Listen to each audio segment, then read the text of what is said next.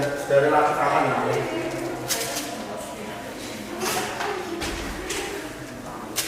Oke.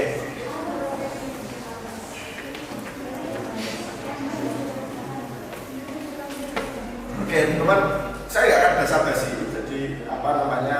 Karena fotografi juga praktek, ya apalagi ditambah luar kota itu, saya menganggap waktu itu keperluan. Ya. Ini kita bisa bertemu kayak gini langsung. Ini keperluan.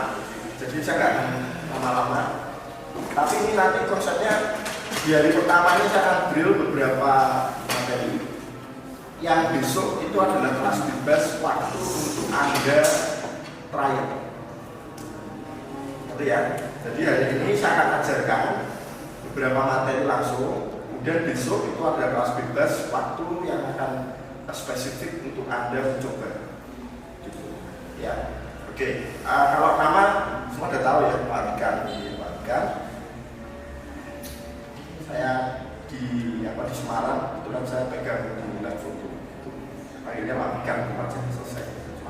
Nah, kalau teman-teman sudah melihat videonya pasti tahu ya untuk basic untuk studio ini apa gitu ya, sudah tahu. Tapi saya akan review sedikit ya untuk mengingat, dan bagi teman-teman yang semester 2 setidaknya nanti juga ada pengantar sedikit. Jadi intinya begini. Cahaya itu kan bisa diukur, ada ukurannya. Kayak misalnya berat badan itu kan kita bisa diukur berapa kilo, berapa liter, berapa gram, itu kan. Cahaya itu kan bisa diukur, seberapa terang itu bisa diukur. Nah, ada alat ukurnya. Ya, ada alat ukurnya. Nah, kalau di fotografi satu, yang diukur itu adalah available lighting. Ya, saya ulangi ya. Kalau di fotografi satu, yang diukur adalah available lighting, atau ada yang bilang natural lighting, yaitu cahaya yang sudah tersedia. Jadi available lighting itu adalah cahaya yang nyalain. Ya, lampu di atas ini adalah available lighting. Itu fotografi satu. Cahaya matahari itu available lighting atau natural lighting. Ya, kalau di fotografi 2, yang diukur itu adalah artificial lighting. Ya, saya ulangi ya. Yang diukur itu adalah artificial lighting. Mas, tergeri mas. Nah, artificial lighting itu adalah cahaya yang menyala pada saat shutter itu ditekan. Nah, ini hanya sepersekian detik ini. Paham ya? Tentunya cahaya artificial ini atau cahaya buatan ini berbeda dengan yang available lighting. Dan logika ini penting bagi teman-teman yang akan masuk ke dunia fotografi, khususnya yang profesional, yang studio. Nah, kalau yang fotografi satu tadi available lighting itu mengukurnya pakai light meter atau metering istilahnya. Kalau di kamera itu kan ada ya yang geser 1 stop, 2 stop, min, plus, 0 itu kan, itu light meter namanya. Yang diukur adalah cahaya yang ada. Ya, tapi kalau artificial lighting itu mengukurnya ada alat namanya light meter. Bentuknya seperti ini, sangat kecil bentuknya. Ya, sangat kecil. Nah, ini detailnya kan kemarin saya sudah sediakan di video ya, detailnya. Tapi saya akan intinya aja. Intinya itu begini. Intinya kita kan tidak pernah tahu. Anda foto saya, kamu tahu deh ketika ini menyala tadi ukurannya kira-kira ISO berapa, speed berapa, diafragma berapa. Tahu deh? Ya tahu kan? Kan ukurannya ini kan tidak tetap. Kalau saya otomatis saya yang kena ke saya akan jauh lebih sedikit. Ketika saya memberikan speed, otomatis dia akan lebih besar. Kenapa? Karena kan dia lebih dekat cahaya kena ke saya lebih besar daripada ketika saya menjauh. Waduh, di center itu, center itu cedaknya kan cahayanya lebih terang daripada center kamu jauhkan. Cakep ya? Nah, makanya flash meter itu yang diukur itu adalah jatuhnya cahaya ke sensor yang putih. Ini ada sensor putih. Ya. Nah, titik putihnya ini, pentolan putih ini kita itu biasanya, ini saya ngomong biasanya ya, artinya kalau saya ngomong biasanya itu tidak harus ya hanya patokan umum. Biasanya ukurnya itu di skin tone, dan skin tone yang paling mudah itu adalah di wajah. Makanya yang diukur adalah cahaya yang sampai ke wajah. Ininya didekatkan ke wajah. Nah, ngerti ya?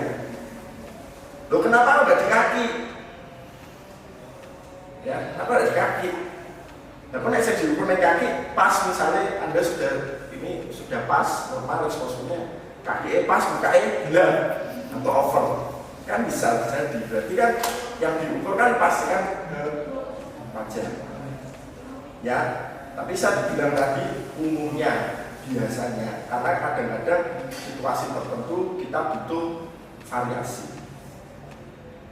Ya, gitu ya. Nah, saya akan lompati untuk cara kerja ini, detailnya ini, artinya Pak, cara kerjanya ini bagaimana, setnya ini bagaimana, karena di video YouTube sudah saya sediakan. Saya akan langsung ke implementasinya, ya, ke implementasi. Nah, oke, minta tolong di tidak sama Pak. Nah, oke, ya. Nah, idealnya kalau di studio itu gelap, ya. Idealnya kalau di studio itu gelap, ya. Jadi memang kalau ada lampu-lampu bocor itu bukan lampu ya, ini apa namanya, ventilasi bocor, itu dia akan sedikit mengganggu preview, ya. Kenapa? Karena yang menyala itu harusnya lampu modeling lamp yang ada di lampu flashnya ini. Ya, ini ya. Nah, kalau kita ini misalnya saya model, ya, saya model misalnya. Ini saya model. Nah, ini kan kalau kamu lihat ke badan saya, ya, Anda kan bisa lihat jatuhnya cahaya ini yang kuning ini. Modeling lainnya kan Anda kan bisa lihat profil yang sebelah sini lebih terang, sini lebih gelap. Nah, kalau ada lampu-lampu di luar itu yang apa saya sebut kebocoran itu, ini akan mengganggu profil itu. Jadi memang harusnya idealnya gelap total. Ya, tapi karena kita nggak punya studio, is okay lah ya. Jadi kita pakai yang ada di studio. Nah, intinya begini, penggunaan ini tuh intinya begini. Ya, yang pertama kita mengukur dulu diafragmanya berapa. Ya, patokan diafragmanya berapa, artinya Anda itu sudah menentukan ISO-nya sama speed-nya. Ya, ISO-nya sama speed-nya. Katakanlah ISO 100, kecepatan 125. Ya, ISO 100, kecepatan 125. Mas Gila, minta tolong Anda yang foto. Jadi sementara saya jadi model dulu. Jadi saya sok ganteng. Ya, kamu pakai diafragma sebarang. Diafragma sebarang. Ya. Ini cek yang benar. Apa namanya? Standby.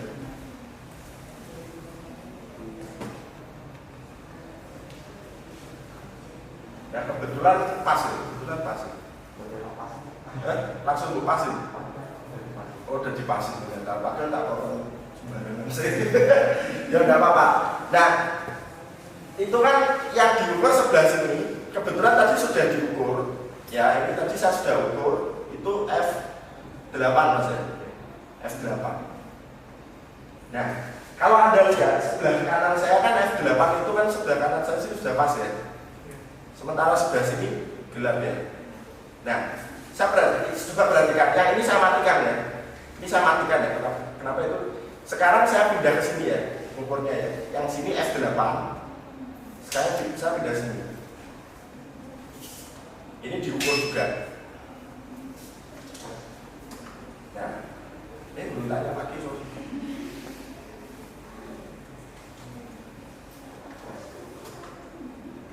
Nah ini juga F8.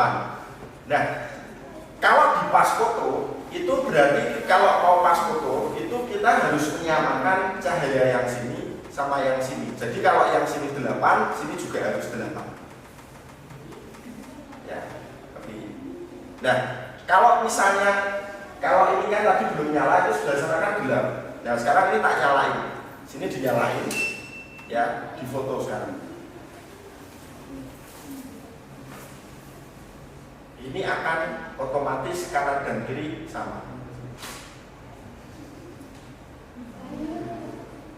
Ya. Gitu. Sampai sini paham ya? Ada pertanyaan dulu enggak sebelum saya lanjutkan? Ini kalau yang paling mudah dulu pas foto.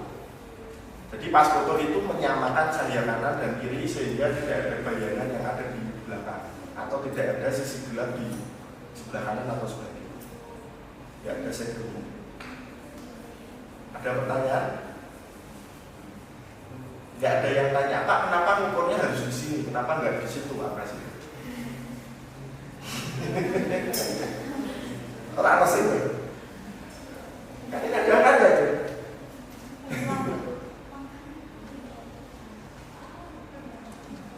Ayo coba ada yang bisa jawab nggak? Ada nggak tanya, aku yang tanya. Kenapa saya ngukurnya pakai ini? Kenapa tidak pakai angka di sini? Ini 5, itu berapa? 5. Ya kan kode Pak, kode baik. Ayo ada yang bisa menjawab. Karena itu tergantung objeknya Pak.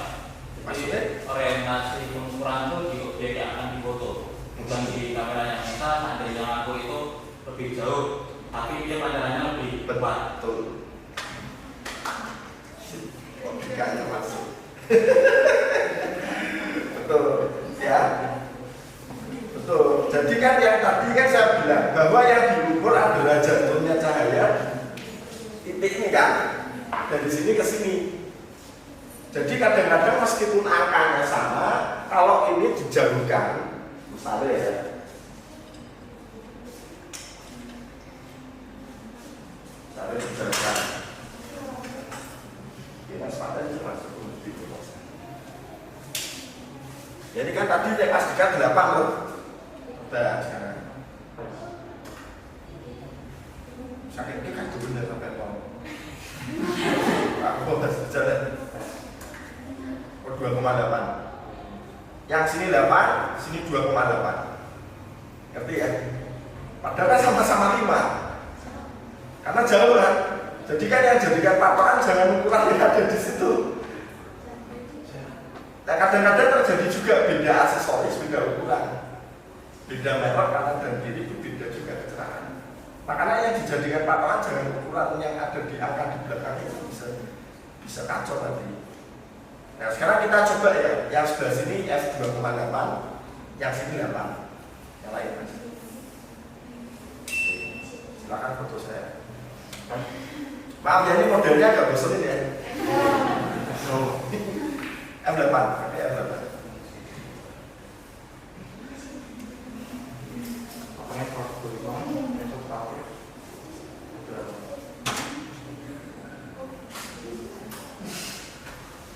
Nah, sebelah sini agak gelap deh. Agak gelap kan? Nah, itu untuk variasi. Kalau Anda butuh ada semacam gradient, ada perbedaan cahaya yang Anda inginkan untuk menonjolkan sisi-sisi tertentu. Tangkap sampai sini. Misalnya mas ini kan lampu sebelah situ diterangi, situ untuk sekedar untuk isi punggung, nah, nanti aku akan di sini. Coba mas, betul mas.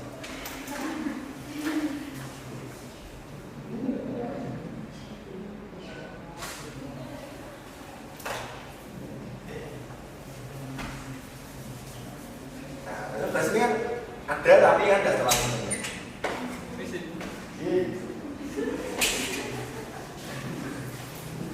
Sampai sini ada pertanyaan dulu ya? Monggo. Ya.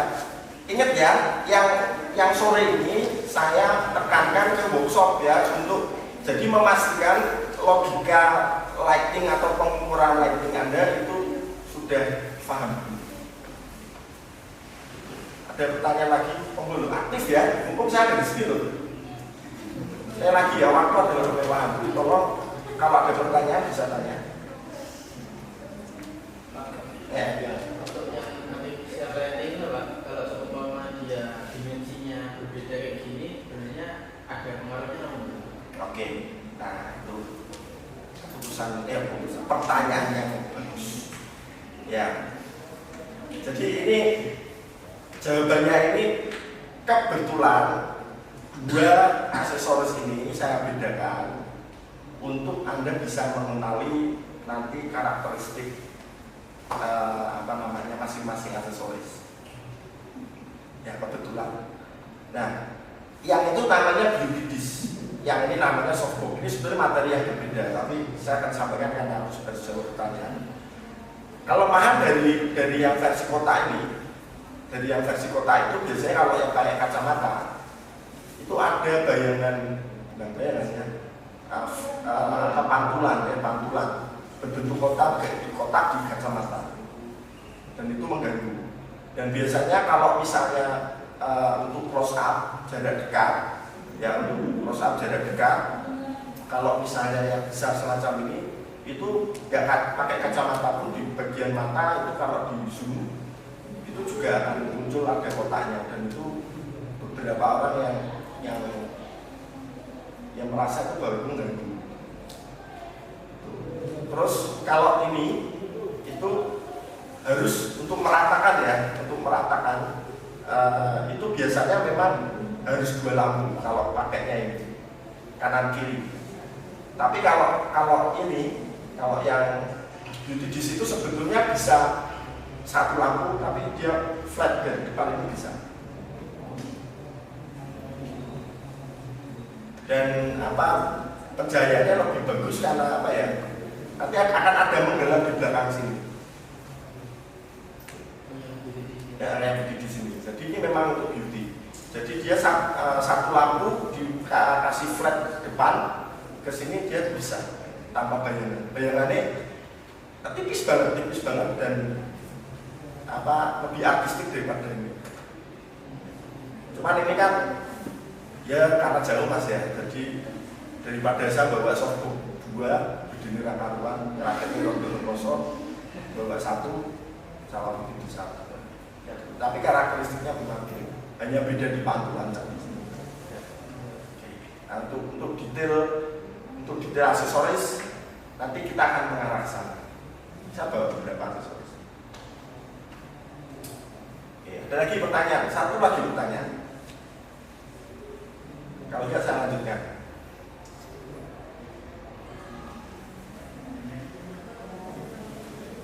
Dan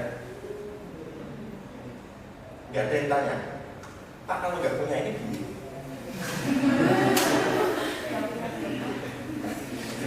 Saya tuh sebetulnya saya menunggu itu. Pertanyaannya kan ini, kalau nggak punya ini gitu. Kenapa ini penting?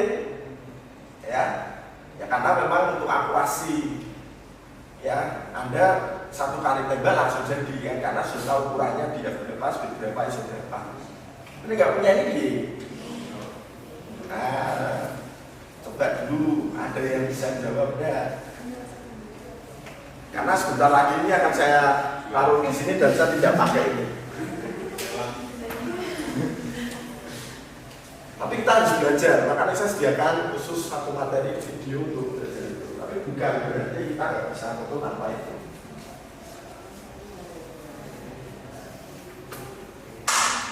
Ayo, siapa bisa? Iso dong, Mas Samuel. Mau iso jalan apa? Udah iso. Atau siapa saya ikut di studio foto Mas Johan ya? Johan, ada nggak? Masih perjalanan, Pak. Perjalanan. Ya, perjalanan. Iya.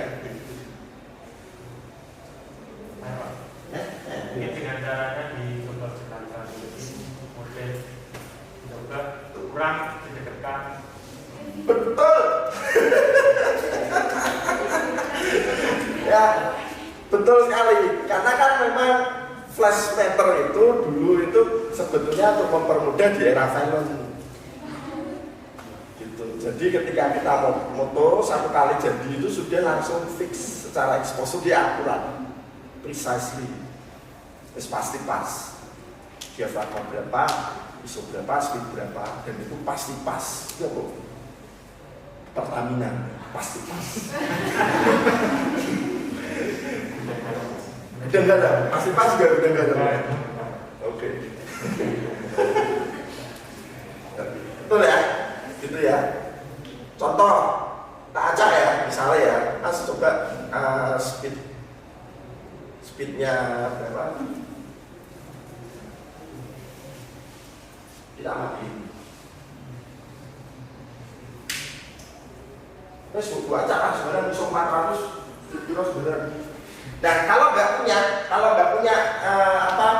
nggak punya flash meter, cara mengukurnya memang harus horizontal. Ya, ditembak dulu satu kali, coba berapa? Ya, ditembak dulu satu kali. Ini acak ya. Saya nunggunya berubah. Kalau 160 ISO 400. Nah dicoba sekali F63 cover. Apa yang harus dilakukan? Apa yang dikurangi? ISO-nya atau bisa atau menambah angka diafragma. Gitu. Dan dari foto sekali lagi didoke ISO-nya 200. Dia 400 toh, kurangi doke ISO 200. Terus wah kalau over doke menang 100. Ngerti ya? Ini umurnya memang gini kalau nggak punya flash meter itu. Dan lumayan itu ya, ngerti ya? Atau kalau misalnya itu masih over ya, atau wah ini kayaknya kok masih kurang terang. Kalau kurang terang ya baik, ISO-nya bisa ditambahin atau diafragmanya bukaannya diperbesar, angkanya dikurangi. Coba Mas itu nanti di 6,3. Coba sekarang 5,6.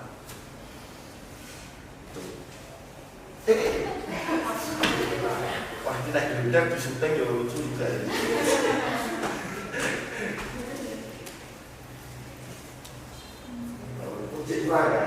Ya soalnya kita lah dan seterusnya biar bermain kompensasi ISO dan diafragma. Sampai sini paham? Nah, kasus lain sekarang. Oh ini tanya. Tadi kan diafragma dengan ISO Pak. Kalau untuk shutter speed itu bagaimana? Apakah itu harus fix atau mungkin itu bisa dirubah kalau untuk pas foto? Pertanyaan bagus. Sebetulnya kalau di foto studio, ya foto studio itu kan kamu nggak mungkin kamu lari dong, nggak gampang, betul ya? Nggak mungkin terlalu lari dong. Terus kamu lari, ya. Karena pertanyaan ini lompat gitu, dan lompat siswa kan lompat. Nah, cuma kalau kecepatan seperti itu standar ya, saya pikir isi standar itu tuh biasanya itu antara 1/60 sampai 1/125. Itu standar. Ya, tapi permasalahannya itu kan kadang ada kasus khusus untuk dunia profesional itu yang membutuhkan high speed tinggi. Ya, contoh misalnya ini contoh aja ya, misalnya atlet badminton mau menimbulkan bentuk banget ya, atau kecepatan tertentu yang lompat cukup tinggi yang cukup ekstrim. Nah sayangnya ya flash itu mentok di 1/200 ya, jadi rata-rata ya, saya ngomong rata-rata itu mentok di 1/200.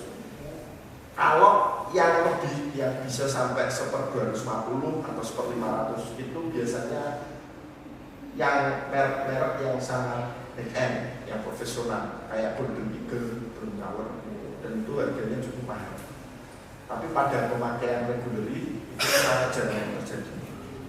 Nah, sekarang saya akan demokan bagaimana kalau maksa motor di 1/500. Nah, coba 1/500. Beda.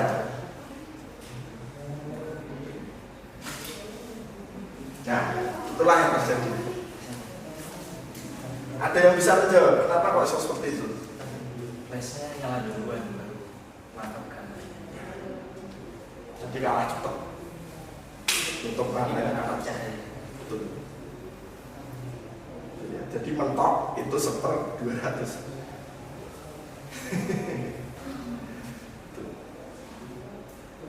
Ada yang cukup kencang ada, jadi itu membutuhkan flash yang high speed, ya. Istilahnya tuh HSS, high speed synchronous HSS. Ada yang speed light itu juga ada yang sudah ada HSS-nya, itu lebih mahal.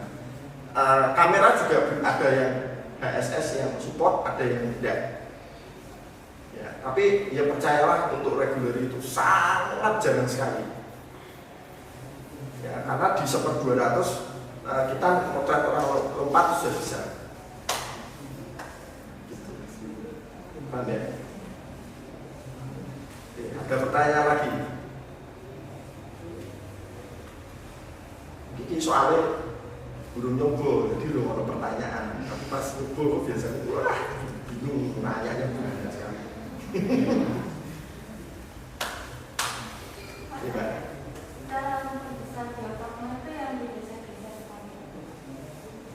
Ya di sini tuh, diafragmanya tuh.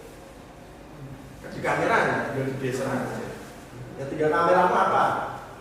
Ya kan cara tiap kamera kan apa dayanya beda-beda letaknya. Maksudmu mengubah diafragma di kamera? Ya itu kalau tergantung kameramu aja. Kameramu apa? Sini. Ini masih semester apa? Semester apa ya? Nah, sampai ganti diafragma ora ngerti carane. Baru pinjem, Pak.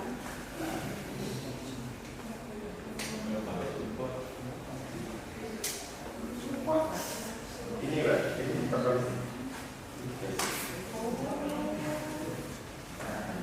Ini AP itu betul.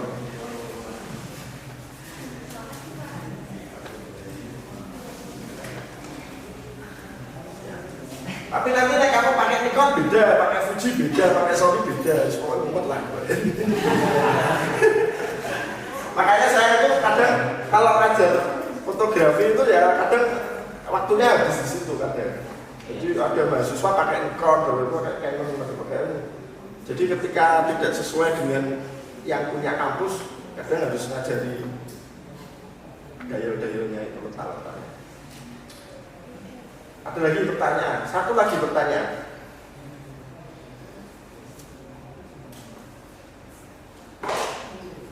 Ayo, ada yang tanya lagi? Apa saya yang bantu tanya? Maksud saya menanyai diri saya sendiri. Ya pertanyaannya gini, Pak, aku pengen diafragma yang spesifik, lampunya sing manut aku.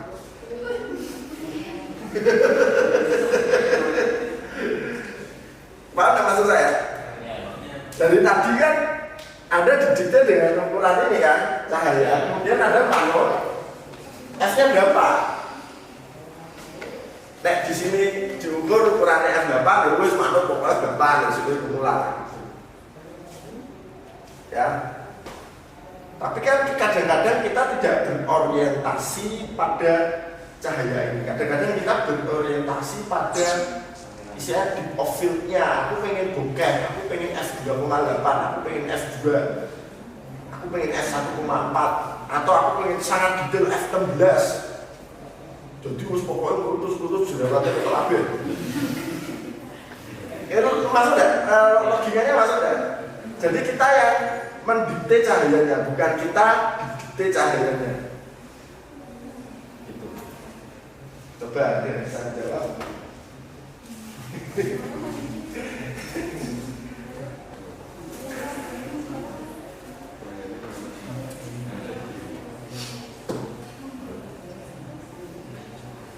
Ini makanya nih fotografi ini kasusnya banyak.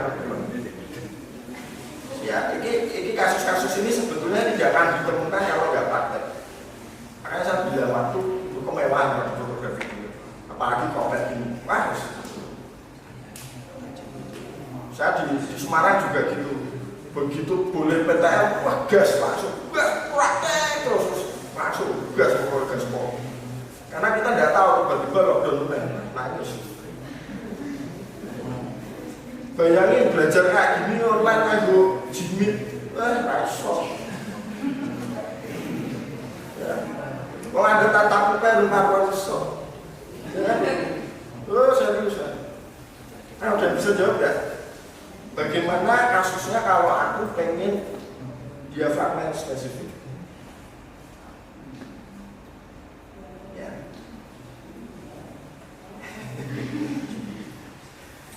Ayo, ada yang bisa menjawab?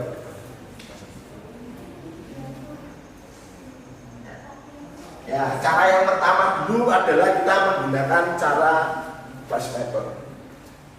Ya, misalnya, Pak, aku pengen bokeh. Ya, aku pengen bokeh. Minta tolong itu yang sebelah sana dinyalain. Siapa kamu? Tak perlu dinyalain. Pasti waktunya sudah sini. Diketok ke bokeh. Apa bokeh? Diketok bokeh apa bokeh? Ini. Aku orang itu.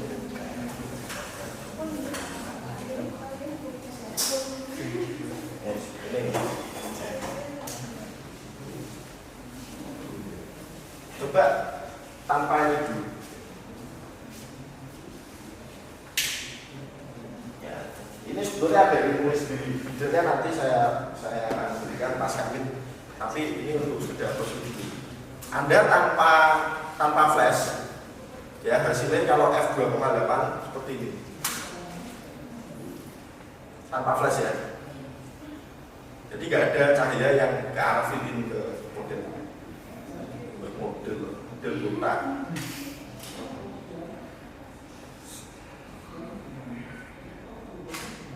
Nah, ini tanpa flash hasilnya kayak gitu.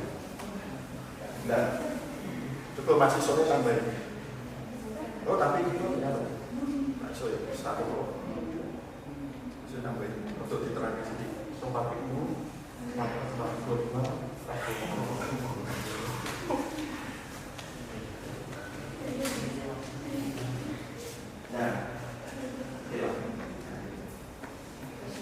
isolnya tapi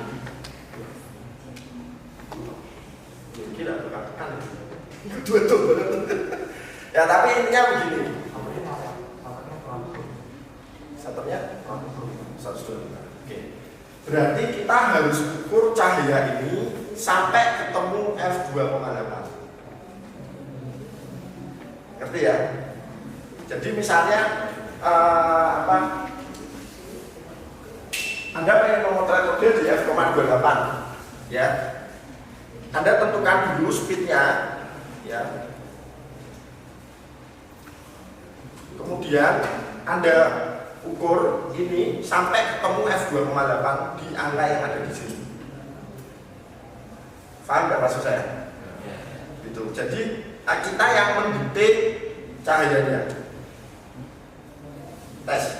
Nah, f4 berarti kurang kecil. Mentok nggak? Nggak, berarti masih bisa. Coba. Tes. 2,8,9. Kurangi sedikit.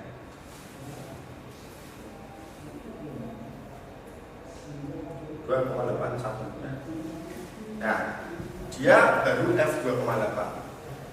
Ya, jadi angka 2,8 ini kita sudah dikte supaya cahaya ini yang harus sampai ketemu di f2,8 dan kita memotretnya juga di f2,8. Ngerti ya? Coba foto. Ya, aku juga mas ben foto bukan mas. Sudah ben foto sudah. Ya, sudah foto bukan.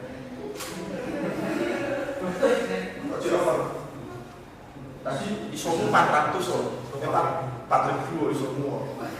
Isone 100 so. Oh iya, saya maafkan. Itu 140. Nah, coba. Nah, ini kalau akurat ya, coba ISO 100. Coba F2 ISO 100 F2. Jadi ini kurang. F2 ini enggak akurat.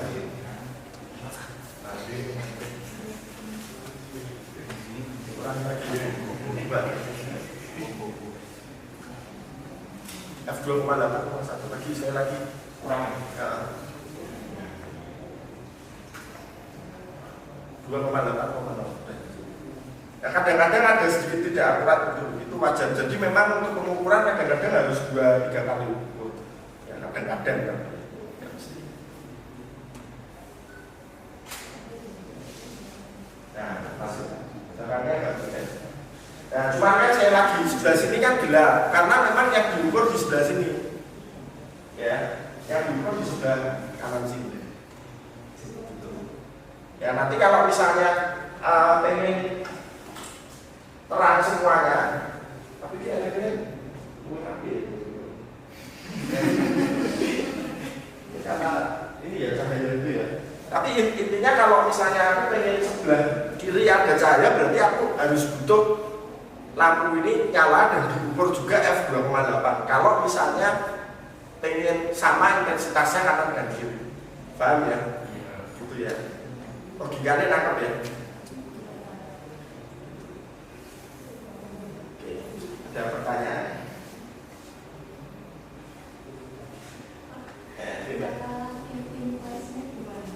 Cara menghidupkan flash.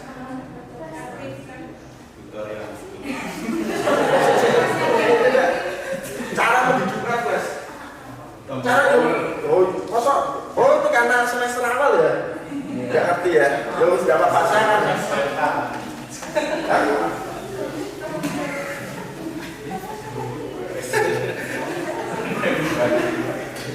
Ya udah apa ya? Apa kalah yang semester 4 kalah ya? Jadi, ada aksesoris namanya flash trigger ya untuk mengalirkan menghantarkan sensor infrared dari kamera ke lampu. Namanya flash trigger. Nah, flash trigger ini kalau Anda beli itu satu set, ada trigger, ada receiver. Ini receivernya yang ini. Dan sudah saya potong. Ini nanti ada tombolnya. Ada tombol ini untuk tester.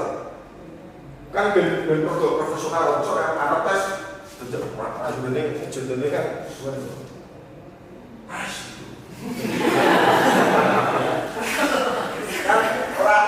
orang main lah ya kan tinggal meternya udah itu kan tinggal ini namanya ini flash trigger. Nah kan dipasangin itu loh, ini kan dipasangin. Coba, ini foto mbak. Nah, kan ini juga dipasangin. Nah,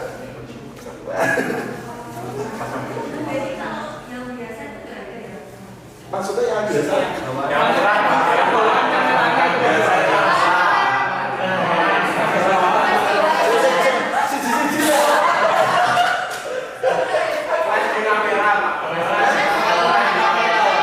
Bukan kamera ini.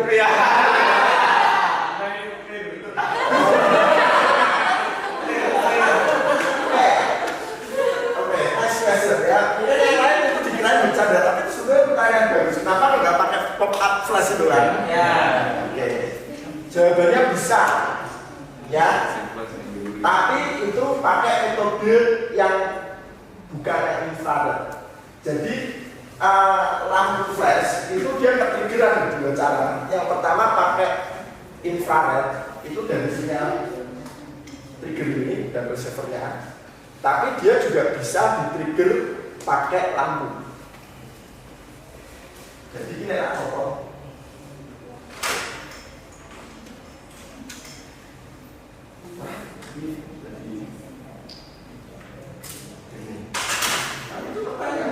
Kenapa kok nggak pakai yang ada di situ?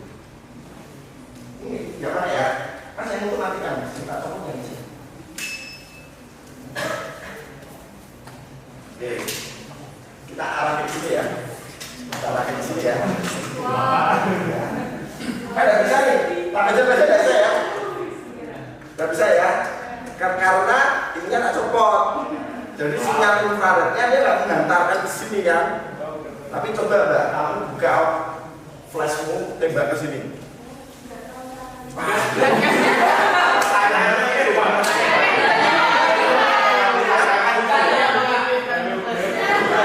Oh, maksudnya itu yang ditanya tuh flashnya itu?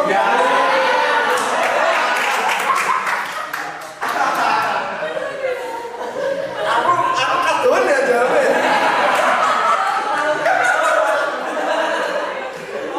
Berapa menit saya belajar? Jawabnya kadoan. Boleh saya lanjutkan yang saya kira pertanyaannya cerdas. Coba Mas, pakai flash ini ya. Ini pakai flash ya. Pakai flash ya. Dia nyala enggak coba? Ya, saya dimatiin gini. Ya. Nyala enggak tadi? Kosong. Ini loh. Enggak nyala.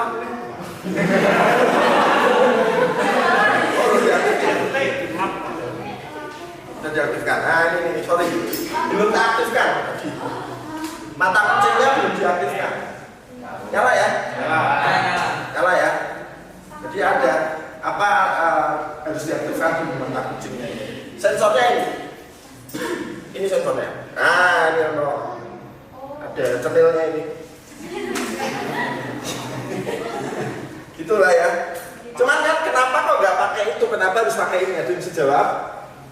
Akurasinya mungkin beda Pak, antara flash infrared sama. Ya, akurasi oke, betul. Yang kedua dia mengganggu artificial lighting yang ini. Oh. Karena aku pengennya saya dari sini toh, tapi itu ganggu toh. Jadi dari kanan kiri tapi dari depan. Ya, cuma ada caranya Mas. Jadi mematikan power yang ada di lensa di flash meternya itu supaya dia nyala tapi nol. Tapi itu hanya ada di kamera profesional. Pak, berarti ketika kita menggunakan yang metode yang terakhir ini, dan sebenarnya ada delay karena dari trigger itu dia harus menunggu flash dari bawaan kamera untuk nyala dulu tadi Pak. Ya ada delay betul, tapi delaynya tidak signifikan, sepersekian detik dan itu tidak terasa. Cuman yang mengganggu karena dia ya istilahnya jadi bocor cahayanya. Contoh Anda mau memotret saya dari sini misalnya, harusnya kan cahaya dari samping, tapi karena Anda memotret dari sana, dia cahaya dari dua dong, dari sini dan dari situ, flat begini kan. Jadi kan bocor cahaya kayak gini kan. Oke, tak jawab pertanyaannya yang itu ya. Juga di budget kan. Yuk, sini. Ya Pak, ini contoh mahasiswa yang memanfaatkan kemewahan. Ya Pak, serius loh, waktu ada kemewahan itu loh. Ya. Kamu kok begini ya sebenarnya? Oh ini nih, kecil ini, ada lintas. Nah,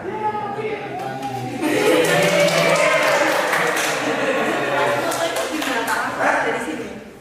fotonya bagaimana? Oh, ini pakainya auto. Ini otomatis ya. Nah, itu otomatis. Tapi masa kalau bisa ajarin KB juga. Waduh, 1 semester Mbak.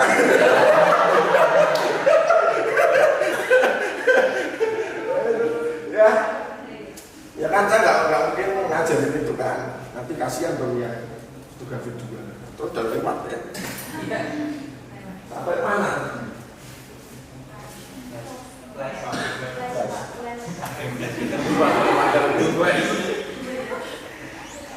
Ya, ini pertanyaan dulu. Soalnya gini, saya bilang tadi ya, karena ini saya akan drill materi, kemungkinan kan, ya karena saya sampaikan banyak, jadi otomatis ada kemungkinan Anda juga akan kehilangan banyak. Artinya apa? Anda paham hari ini, nerima banyak, tapi tiba-tiba besok isgo. Lupa. Saya juga nggak ingin. Jadi tetap saya akan coba semaksimal mungkin untuk menyampaikan materi ini, meskipun saya ringkas. Gitu. Tapi tetap berusaha untuk efektif. Jadi coba aktif. Nah, emang ada tanya aja. Tapi nek enggak drill lagi masuk ke berikutnya.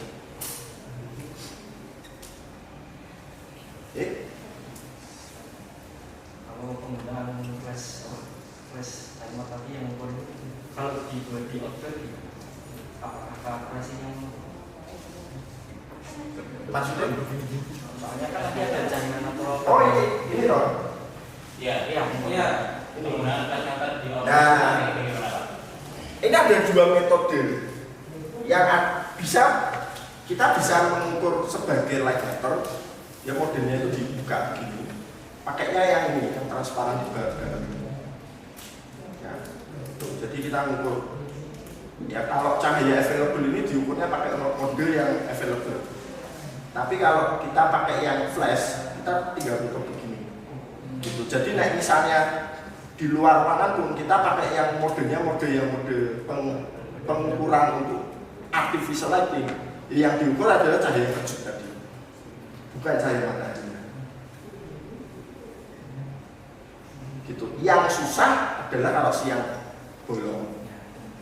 Siang bolong itu berarti kan cahaya kejutnya atau flashnya ini dia harus lebih kuat daripada cahaya matahari. Nah itu yang membutuhkan flash berdaya flash larang istilahnya. Nah istilah ini yang profesional itu GN number. Pernah dengar nggak?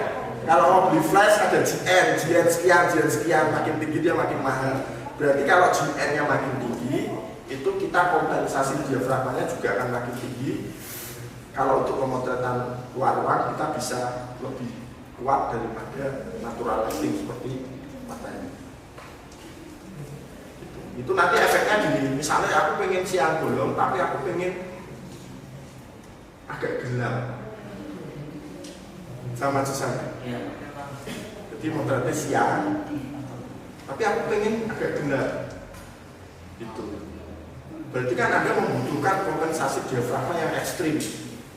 Gitu, sampai F22, F32 gitu kan, supaya cahaya mataharinya sedikit lebih gelap, diandelin. Ya, berarti kan untuk lightingnya sangat besar. Gitu. Makanya yang profesional, yang ngewangi potret siang itu biasanya tetap dia bawanya lampu besar berdaya listrik, bukan berdaya baterai. Karena yang berdaya baterai bisa kalah kalau matahari. Sesuai itu ya. Itu. Ada lagi pertanyaan? Saya akan langsung ke implementasi nyata untuk setup 2 lampu menggunakan softbox atau cahaya melebar semacam itu. Ya, ini ringkasan untuk istilahnya Pak 1 fotografi 2. Maaf saya harus untuk pasang ini.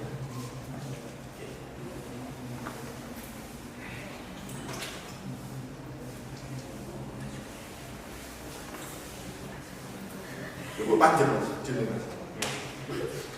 Tapi kerungu suara. Sebenarnya kalau rekamannya. Ya, teman-teman, saya tadi perlu memberikan panjang lebar pengantar tutorial untuk 2 setup lampu dan pengukuran flash meter. Ya, itu supaya ada basicnya dapat. Tapi sebetulnya pada kondisi kenyataannya itu rata-rata itu pengukuran hanya cukup 1 kali untuk banyak kondisi. Ya biasanya kalau Anda di studio itu biasanya setupnya kan 2 lampu kanan kiri semacam ini, ya. 2 lampu kanan kiri begini, kemudian Anda cukup menyamakan ukurannya kanan dan kiri, ya, dipastikan sama, ya. Kemudian habis itu kalau sudah ketemu angkanya, misalnya dia angkanya berapa?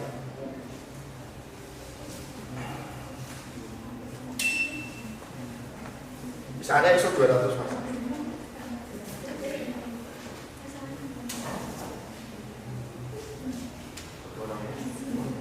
ISO 200 125.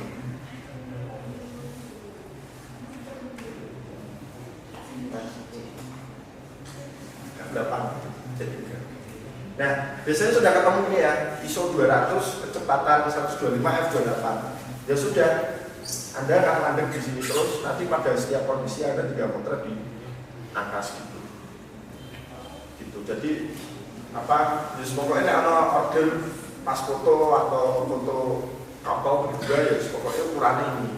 Kecuali kalau ada pemindahan posisi, pergantian aksesoris, ya, gitu ya. Itu baru Anda bisa ukur ulang. Gitu. Dan rata-rata untuk studio itu biasanya setup favorit itu ya sebenarnya di kanan, kiri, sama besar. Gitu. Terus paling gampang lah, terus foto-foto aku.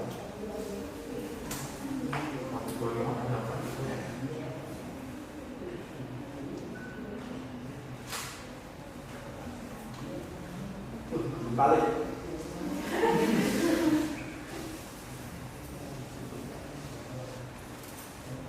Nah itu ada kasus. Kalau ada anak itu apa yang salah?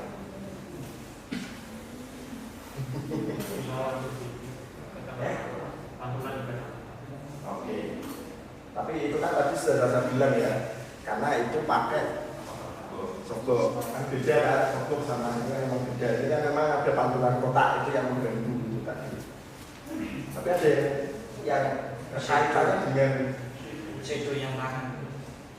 shadow yang tangan ya oke pasti. Karena kan bagaimanapun dia, karena saya begini, ini kan cahaya ini ke sini. Ya, tapi naik saya begini pun tetap ada yang salah, coba mas. Harusnya kalian peka. Kalau Anda memperhatikan materi saya tadi, Anda harus tahu.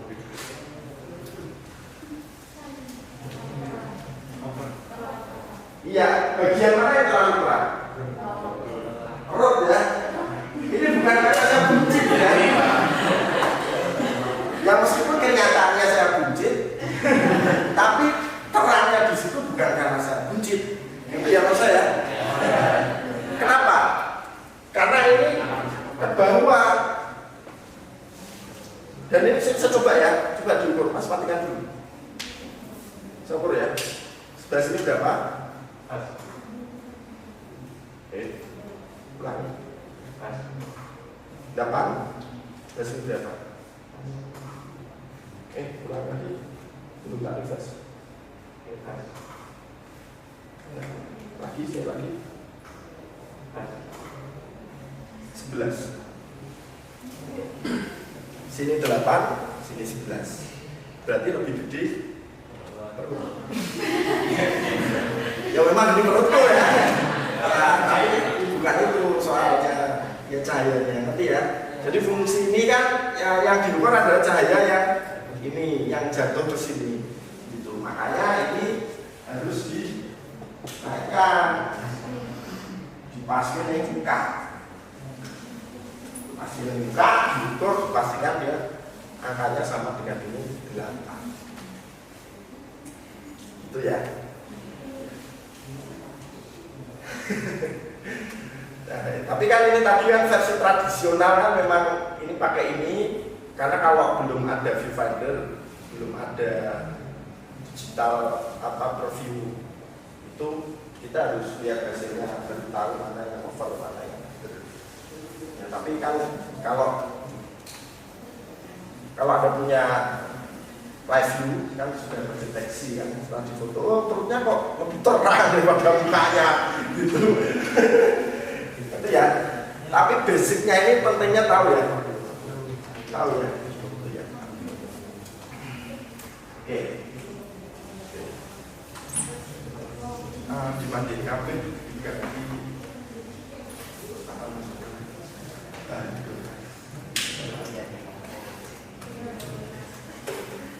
di pause ini udah di pause lagi.